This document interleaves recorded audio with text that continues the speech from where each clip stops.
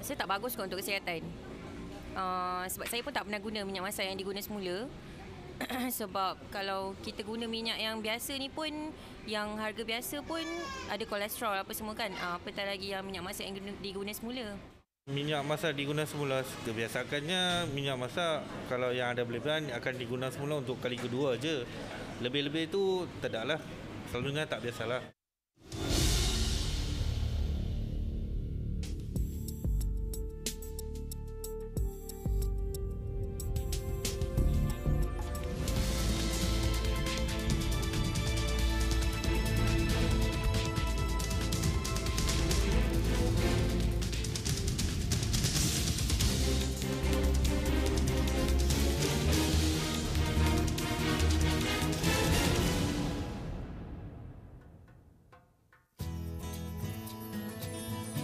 Mengitar semula minyak masak kelapa sawit menjadi bahan bakar atau biodiesel agak janggal bunyinya. Tetapi itulah kelebihan minyak masak kelapa sawit yang lebih dikenali sebagai produk makanan.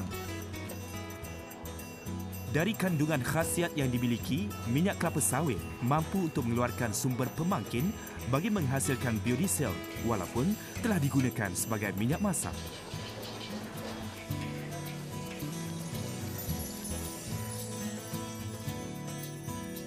Dalam 2 kali.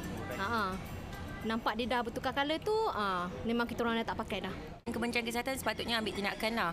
Sebab minyak masak yang diguna semula ni, dia bila kita dah masak ayam apa semua ikan kan, kandungan yang dalam minyak masak tu kita tak tahu kebersihan dia tahap mana.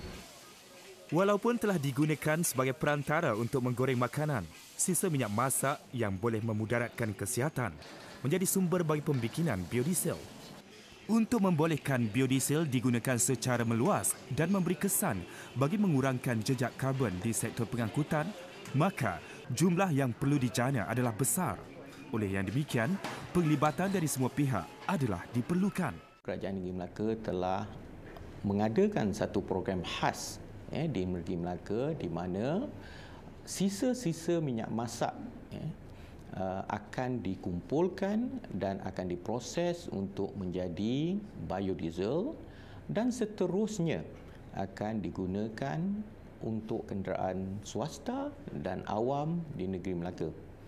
Hasilnya nanti daripada pengurangan carbon emission ataupun carbon footprint itu akan membantu kerajaan negeri untuk mencapai cita-cita untuk menjadi negeri bandar teknologi hijau pada tahun 2020.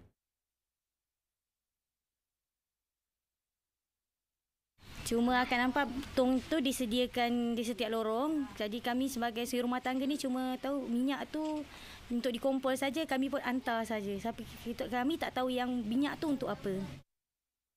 Sebelum menyertai program ni, minyak yang telah kami gunakan, kami tidaklah membuangnya merata-rata. Contohnya macam membuang di longkang, membuang di parit. Ya. Sebab kami juga termaktub dalam peraturan GMP di mana minyak yang kami telah gunakan, kami perlu lupus. Tetapi disebabkan tidak sepatutnya masuk ke dalam parit, so sebelum ni adalah individu yang datang mengambil minyak tersebut. Cuma kami tidak pasti minyak tersebut dibawa ke mana dan untuk apa. Kami diarahkan untuk menyertai program biodiesel Negeri Melaka. Ia membawa banyak manfaat pada kami. Selain daripada kami tahu ke mana arah tuju minyak recycle, sedangkan selama ni kami tak tahu minyak recycle yang kami lupuskan tu, tak tahu dia akan pergi ke mana. Dengan adanya program yang sebegini, sekurang-kurangnya kami tahu minyak itu akan dipenambahbaikkan ke arah sesuatu yang lagi baik dan pada masa sama kami juga menyumbang ke arah pemeliharaan alam sekitar. Pun begitu, sisa minyak masak perlu dikumpulkan dalam jumlah yang mencukupi atau dalam erti kata lain, penghasilan biodiesel yang ekonomik memerlukan kerjasama masyarakat setempat. Pihak Perbadanan Hang Tuah Jaya selaku Sekretariat Program Biodiesel Melaka akan berterusan menjalankan program penerangan kepada orang ramai mengenai kebaikan mengitar semula sisa minyak masak kepada biodiesel. Secara tidak disedari, aktiviti membuang sisa minyak masak ke dalam sinki akan mengakibatkan longkang atau sistem peparitan tersumbat apabila sisa minyak tersebut menjadi beku dan merosakkan ekologi air. Sama ada sedar atau tidak, aktiviti pelupusan minyak masak ke longkang boleh mencemarkan saluran peparitan dalam jangka masa panjang dan akhirnya mengakibatkan kos pembersihan longkang tersumbat meningkat. Walaupun terdapat pelbagai cara yang digunakan untuk menapis minyak masak terpakai, tetapi kesannya masih berbahaya kepada kesihatan. Dari uji kaji yang dilakukan, menunjukkan minyak masak terpakai yang telah melalui pelbagai lapisan penapisan akan kembali jernih, tetapi masih terdapat bahan asing terampai dan juga bau yang tidak dapat dinyahkan. Ini kerana apabila minyak masak itu digoreng pada suhu kepanasan yang tinggi, kualiti minyak akan menurun sehingga 25%. Keadaan ini menyebabkan minyak tersebut bertukar warna dan kandungan vitamin dalam minyak masak akan rosak serta-merta. Tindak balas ini boleh membahayakan kesihatan sekiranya minyak masak tersebut digunakan berulang kali dan tidak ditapis dengan betul. Minyak masak yang diguna semula, dia memberi kesan yang sangat bahaya ya kepada kesihatan kita. Terutamanya apabila minyak itu digunakan lebih daripada satu kali. Dia antara penyumbang faktor kepada kanser. Selain daripada itu menyebabkan penyakit darah tinggi dan juga penyakit hati yang kronik.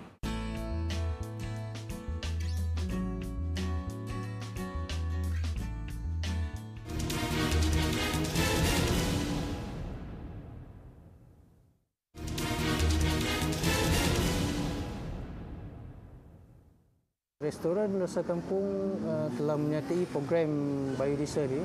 Kita mulakan perniagaan pada Januari 2013. Sepanjang pengetahuan saya, program ini banyak membantulah dalam menangani masalah pencemaran. Selalu saya gunakan minyak ni adalah sebanyak 3 kali. Lebih padanya kita akan buanglah untuk recycle bio ni lah. Minyak kotor ni terjadi daripada segi kita gunakan nasi, macam ikan goreng ataupun ayam goreng. Contoh ayam berempah dan sebagainya lah. Selalunya minyak kotor ni terjadi daripada sumber-sumber yang kita gunakan barang seperti kunyit ataupun kari. Kita gunakan dia, bila kita goreng, tepung tu akan menjadi hitam. Bila hitam, minyak tu akan meresap dan menjadi kotor. Itu yang saya terpaksa buang pakai gunakan bio ni untuk sebagai recycle. Saya gunakan minyak masak ni 2 kali. Pagi sekali, petang sekali. Kalau kata malam ada nak goreng lagi, kita akan tukar yang baru. Dijual sebab dia dah siapkan bekas ni.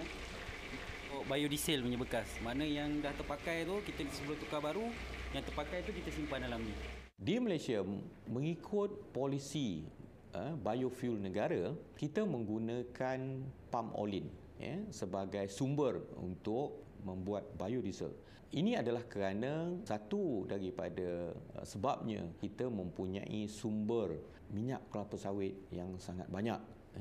Dan yang keduanya adalah minyak kelapa sawit yang digunakan adalah mempunyai kandungan glycerin yang tinggi berbanding dengan minyak-minyak yang lain dan adalah sangat sesuai untuk kita jadikan biodiesel.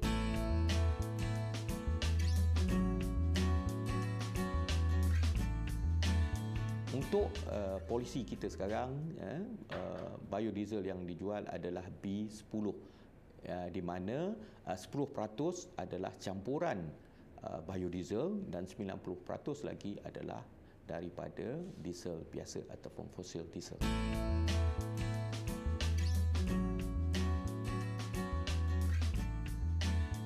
Biodiesel adalah pencampuran minyak api fosil dengan campuran bio.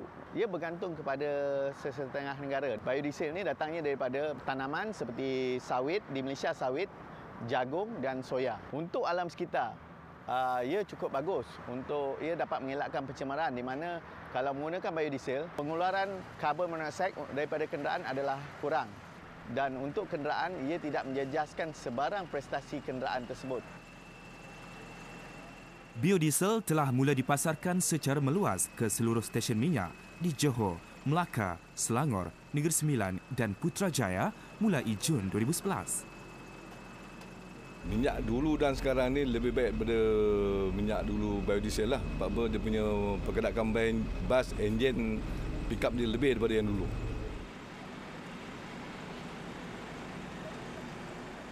Saya jadi pengguna minyak diesel ni dah hampir 4-5 tahun jugalah. Biasanya pick up tu ada tapi minyak tu macam makannya kuat lah.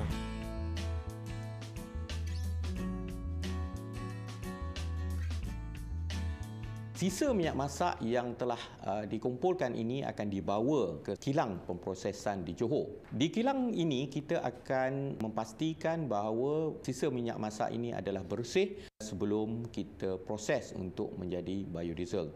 Semasa di pusat pengumpulan lagi, kita akan mengadakan tagging atau mengenal pasti punca di mana minyak masak ataupun tempat minyak masak yang diambil dan juga jenis-jenis minyak masak yang kita ambil. Mungkin dia akan datang daripada kilang, mungkin datang daripada gerai makan ataupun pasar malam. Apabila minyak-minyak masak ini telah dibersihkan, kita akan proses dengan menambah metanol dan juga katalis untuk kita jadikan dia sebagai biodiesel. Penghasilan biodiesel daripada minyak masak terpakai adalah sama dengan proses pengeluaran biodiesel yang menggunakan minyak sawit. Dengan kerjasama PZ Bioenergy Sdn Bhd, penghasilan biodiesel dari minyak masak terpakai perlu dirawat untuk menyakan kekotoran dan asid lemak sebelum melalui proses transesterifikasi. Sisa minyak ini akan dicampurkan sama ada dengan etanol atau metanol serta katalis untuk membentuk fatty acid methyl ester film atau dikenali sebagai biodiesel. Bahan api biodiesel telah dikenal pasti sebagai satu daripada cara untuk mengurangkan pelepasan greenhouse gas atau GHG ke angkasa yang menyebabkan berlakunya perubahan iklim dan pemanasan global.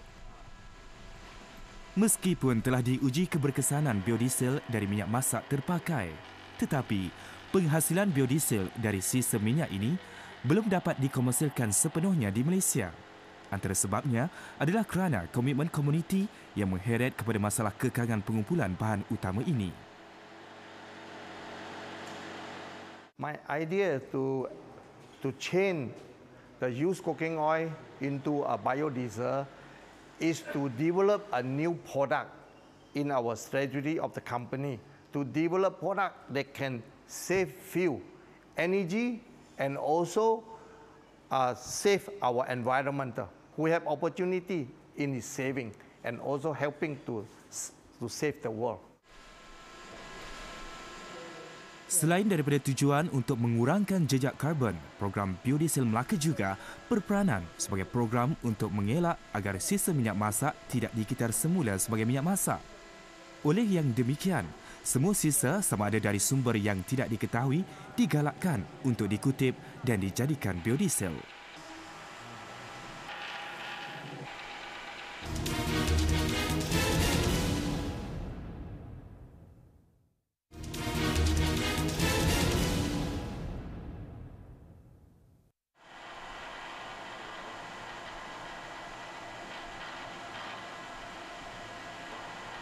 Biodiesel daripada minyak masak terpakai, ia lebih menjimatkan, lebih bertenaga, lebih berkuasa tinggi.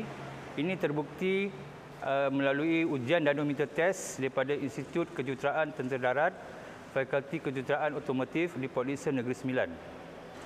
Setakat ini, PZ Bioenergy mengeluarkan 100 metrik tan sehari.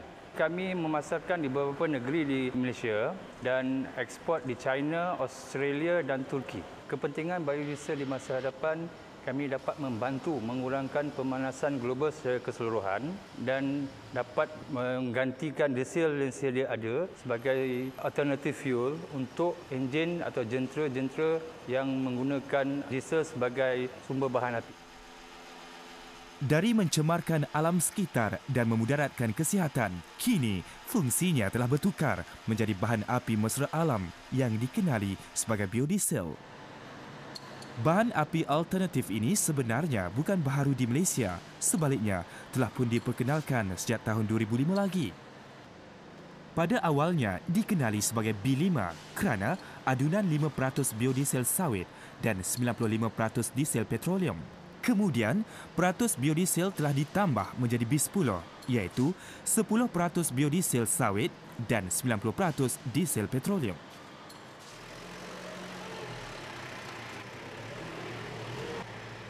Selain kami mendapat lesen biodiesel daripada kementerian, yang terbaru kami mendapat ISO 14001 Environment Management System, dan kami juga mendapat Quality Award, Silver Award daripada New York dan Platinum Award daripada London.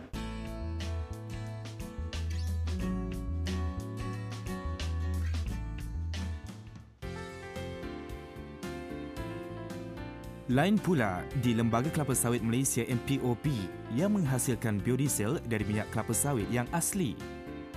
Keperluan semasa ini membuka ruang kepada MPOB untuk memperluaskan lagi penggunaan biodiesel kepada pemilik kenderaan awam. Ini bertepatan dengan dasar biobahan api negara kerana sejak Februari 2009 lagi, MPOB telah melakukan tempoh percubaan penggunaan biodiesel B5 dan B10 kepada kenderaan Angkatan Tentera Malaysia, Dewan Bandaraya Kuala Lumpur dan juga kenderaan milik kerajaan.